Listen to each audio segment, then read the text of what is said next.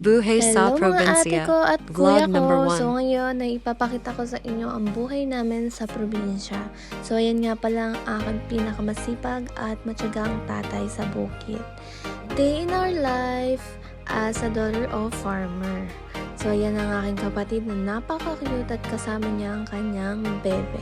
So sana may bebe no? Ayan guys, so dito paalis na kami ng bahay and pupunta na kami sa aming bukid.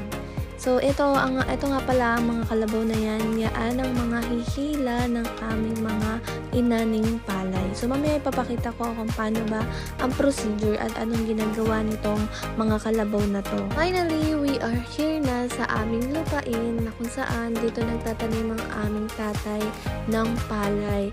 Proud ako sa iyo tatay kasi kundi dahil sa iyo hindi namin alam kung paano ba kami mag-aaral, paano matutustusan ng mga bagay-bagay sa araw-araw na buhay natin. Alam mo lang tayo, super proud kami sa iyo kasi ginagawa mo lahat kahit pagod ka na, hindi ka pa rin sumusuko sa aming mga magkakapatid. Patuloy ka pa rin pupursige para mapagtapos kami sa pamamagitan ng pagsasaka mo. Kaya tatay, super salute kami sa inyong magkakapatid. Dito nga pala guys, is tinutulungan ng kapatid ko si tatay magbilang kung ilan ba ang inaani namin. Ayan, dito silang dalawa. Ayan, oh, super cute kaya nila. Kaya lagi ko silang sinifilm. Para ano lang, memories. Tsaka nga pala guys, super ganda dito sa bukidan namin kasi kitang-kita mo talaga ang bundok. Maganda siya magpunta kung hapon na, ayan oh. Kaso, hindi lang siya ganun kaganda kapag ganitong oras ng tanghali kasi super init. Pero pag hapon na guys, super ganda dito and nakaka-enjoy. O ako naman to, pa-emote-emote lang ako dito, oo. Guys, pagpasensyahan nyo na, pranggulo lang kaming tatlo dito. Gusto lang namin ma-experience ulit magpunta ng bukid. And mga ate, so ito na nga pala ang mga kalabaw na hihila ng aming mga palay. So as you can see, sa isang kariton ata is meron siyang 8 kaban kada isang kariton kasi masyadong mahihirapan ang ating mga kalabaw. Kaya napakalaking tulong ng kalabaw sa atin guys. At maaari guys, patuloy natin ingatan ang sariling atin. Kasi tingnan nyo itong mga kalabaw na ito oh.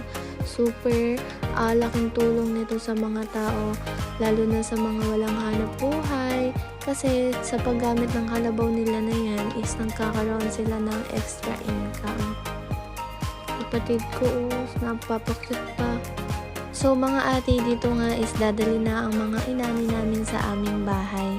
Pero bago ang lahat, laking gulat ko na yung jowa ng kapatid ko ay gusto nang tumalon. Joke lang guys, joke lang. Yung nga dito ay mangisda nga raw kami dahil ito ang palaisdaan dito sa amin.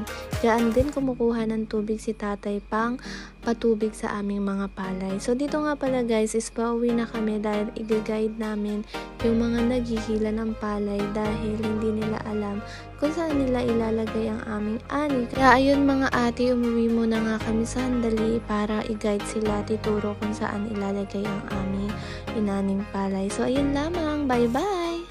Again, gusto ko mag-thank you kay tatay dahil super sipag niya at responsableng tatay sa aming lahat. I love you tatay!